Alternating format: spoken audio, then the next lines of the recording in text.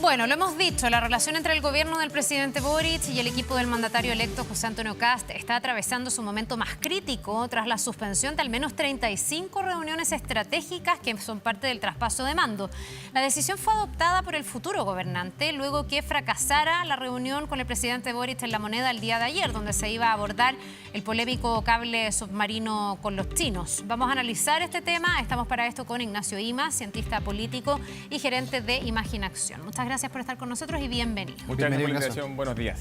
Bueno, Ignacio, ¿dónde situamos este episodio del día de ayer dentro de la historia de Chile? ¿Fue un episodio grave que va a marcar probablemente la historia de la democracia en estos últimos 35 años o algo que se puede solucionar y que la otra semana quizás lo podemos olvidar?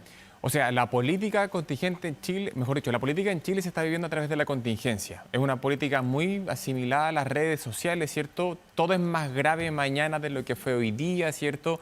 La cuña es más brutal de la que fue ayer, la de hoy día probablemente. Hoy día vamos a tener una derivada de lo de ayer y por lo tanto el episodio en sí de ayer lo vamos a olvidar probablemente de una manera inicial. Por lo tanto, en esta dinámica de política de redes sociales, es cierto, y de política de matinal, una política de baja calidad, uno podría decir, sí, claro, podríamos pasar este episodio. Sin embargo, no podemos omitirnos del episodio que fue no grave, gravísimo, ¿cierto?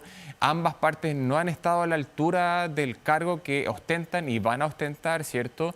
Porque un cable submarino, una cuestión que parece semántica, no nos puede llevar a tener este traspaso de mando o detener un traspaso de mando, ¿cierto? Sea quien sea haya tomado la decisión, ¿cierto? Porque hoy día pareciera de que el presidente Boric y su gobierno quieren continuar, ¿cierto? A la voluntad efectivamente, o la pelota está en la cancha del presidente electo, pero de todas formas el presidente Boric inicialmente también sacó ciertos trapitos al sol que no sé si fue lo mejor. Pero, Ignacio, perdón, ¿esto es más tenso que la relación entre Patricio Aylwin y Augusto Pinochet del 11 de marzo del 90? ¿O son incomparables los dos momentos de tensión política en nuestro país? O sea, cuando uno veía la transición entre el presidente Aylwin, ¿cierto?, y Augusto Pinochet, uno se daba cuenta de que la tensión ya estaba, eran adversarios políticos hace décadas, es cierto, y sabíamos más o menos cómo iban a actuar se iban a comportar los actores. Sin embargo, en democracia se supone que el comportamiento de los actores debería tender a ser distinto, ¿cierto? Además, tanto Boric como Kast, al menos en las reuniones previas, conversaciones previas, declaraciones previas, dijimos, bueno, pareciera de que la retórica, el comportamiento de campaña, ¿cierto?, quedó atrás y ahí vamos a ver un traspaso de mando emblemático, ¿cierto?, ejemplar para la región, nada similar a lo de Argentina y como que estamos más pareciéndonos hoy día a Argentina, a lo que fue Chile en los 90 y todas las décadas del 2000. Entonces, yo me atrevería a decir de que al día de hoy, si bien son regímenes políticos distintos, uno estábamos en dictadura y hoy día en democracia, se supone que en democracia los actores deberían tender a comportarse de una forma civilizada y no lo están haciendo. Ya, ahora entendiendo que esto es lo que a nadie le gustaría que esté pasando y que obviamente veníamos todos como mirando con mucho orgullo este traspaso que se hace de buena manera pese a las diferencias ideológicas, estamos en esto y esto es lo que tenemos que analizar.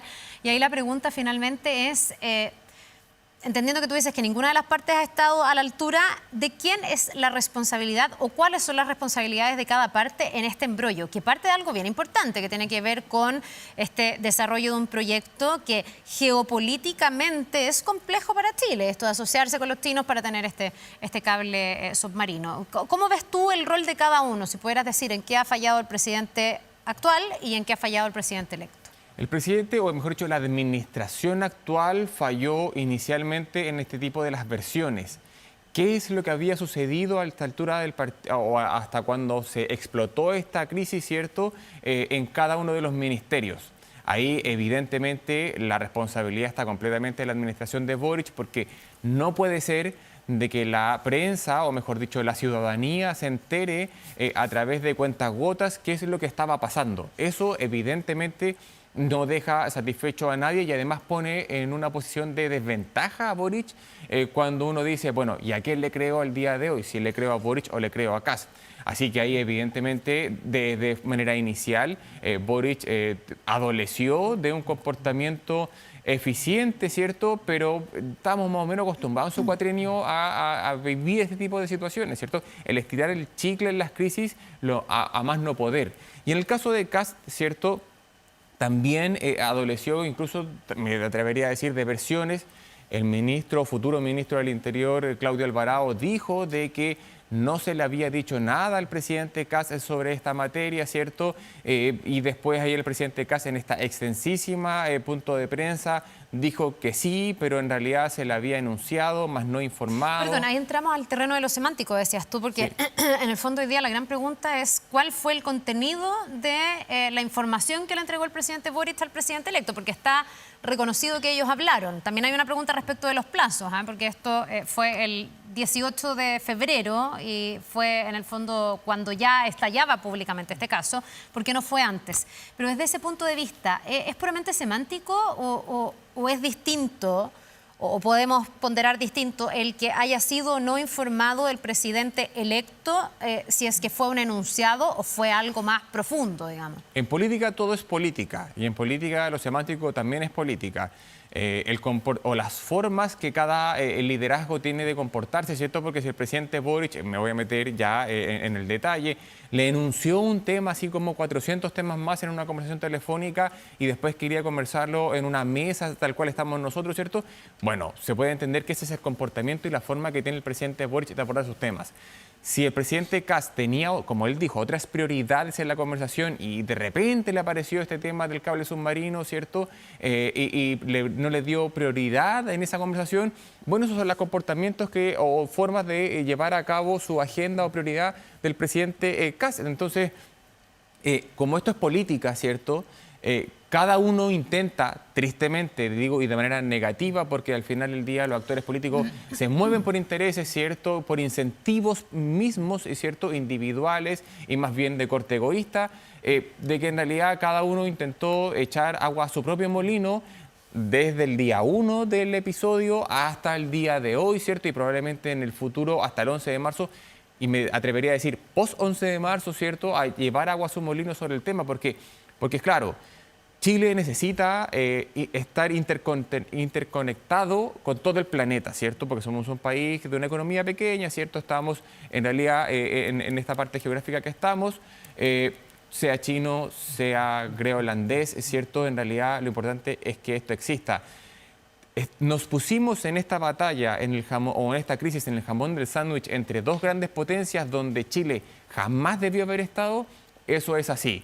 ¿Es responsabilidad de Boric y Kast en esta lógica? Claramente lo es porque Boric en todos sus 4 años no ha logrado manejar bien la política exterior, ¿cierto? Regularmente se agarra el moño, ¿cierto? A través de redes sociales o incluso en puntos de prensa con grandes potencias.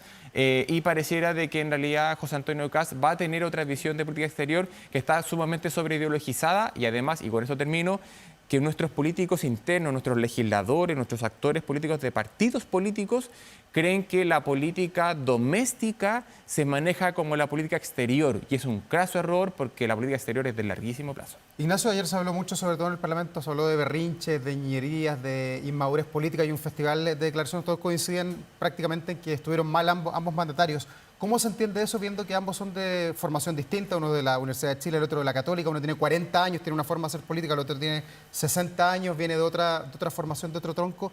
¿Cómo se explica que finalmente ambos coincidan en lo que había que hacer, en que había que finalmente tirar el mantel por ambos lados el día de ayer? A mi juicio, el sistema político vive un nuevo ciclo, ¿cierto? Un nuevo ciclo que tiene mayor polarización, ¿cierto? Que tiene un reemplazo de actores tradicionales, ¿cierto?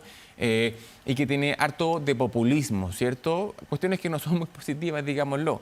Y Gabriel Boric y José Antonio Kast son las caras contrapuestas de un mismo espejo.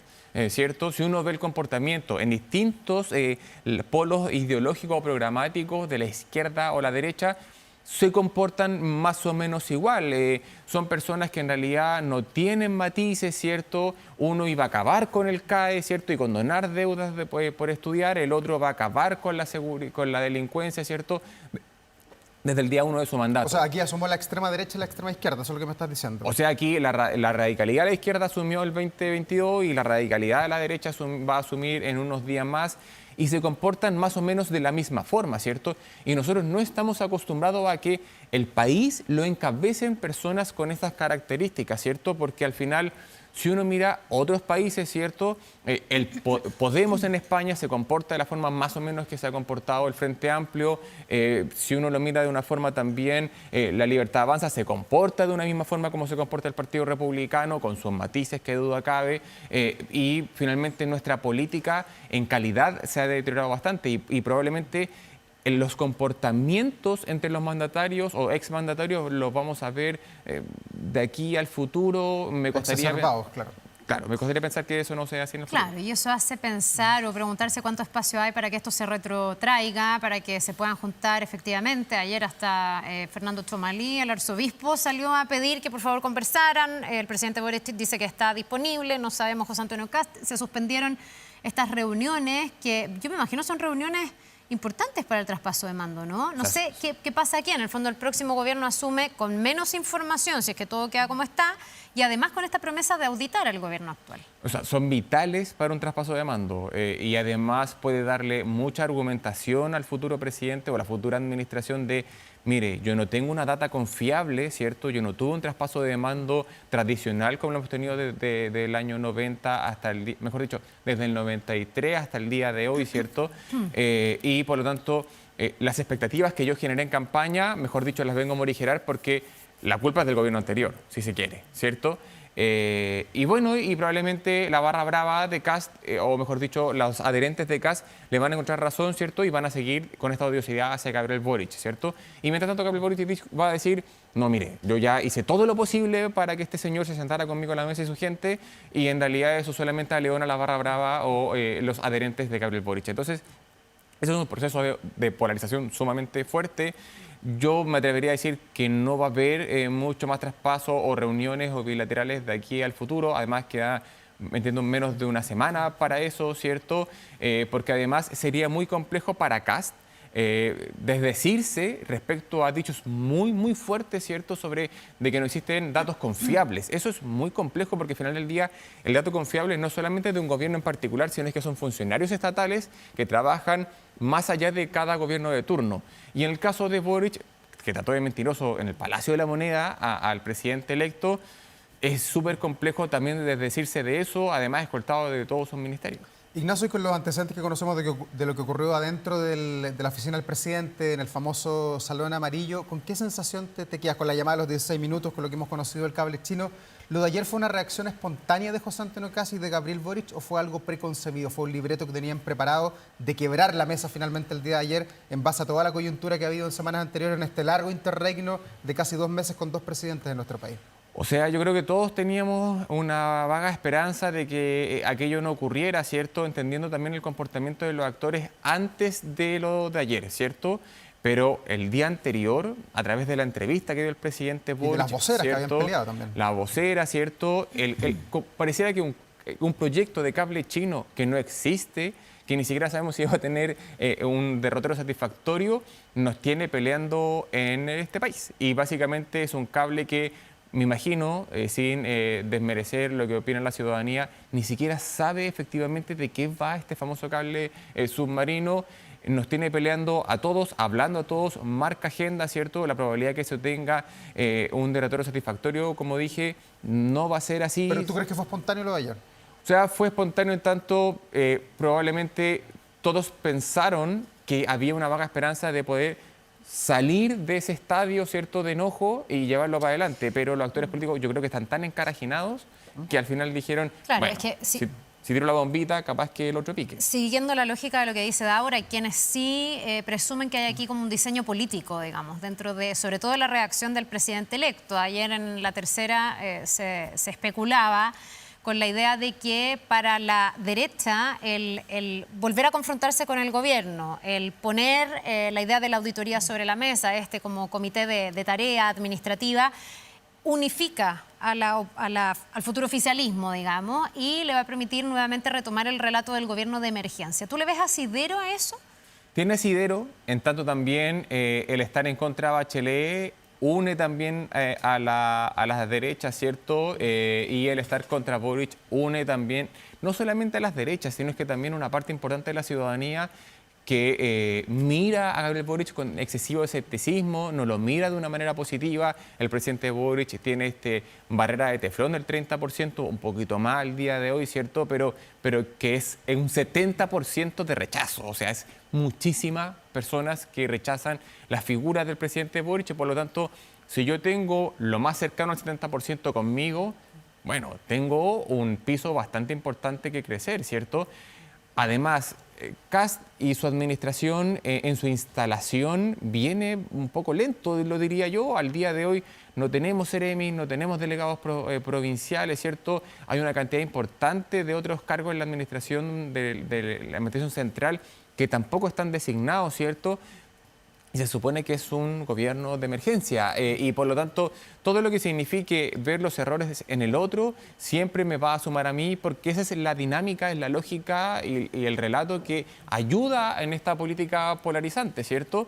Así como también le sirvió a las izquierdas cuando pasó el caso de Piñera. Cuando Piñera era el presidente de la República, para Boric era grito y plata el hablar contra lo que estaba ocurriendo en la administración anterior.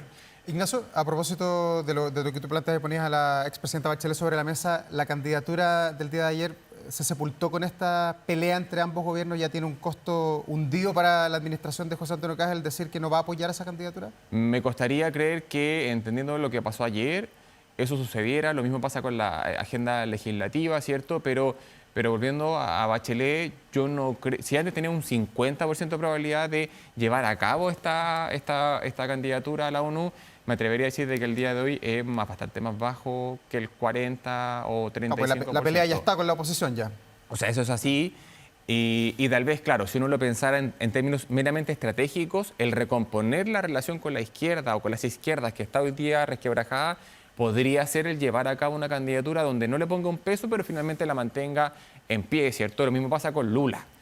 El mantener una buena relación con la potencia del Cono Sur también le puede ayudar a José Antonio Kast, pero claro, como estos no son actores individuales y también juegan otros actores en este ajedrez, Donald Trump y lo que pase el 7 de marzo en Miami va a ser sumamente importante. El expost de esa reunión, las declaraciones después de esa reunión también van a ser sumamente relevantes. Bien, pues Ignacio Imaz, cientista político, gerente de Imaginación, muchas gracias por habernos acompañado. Gracias a ustedes por que te vaya muy bien. Que te vaya muy bien. 9 de la mañana.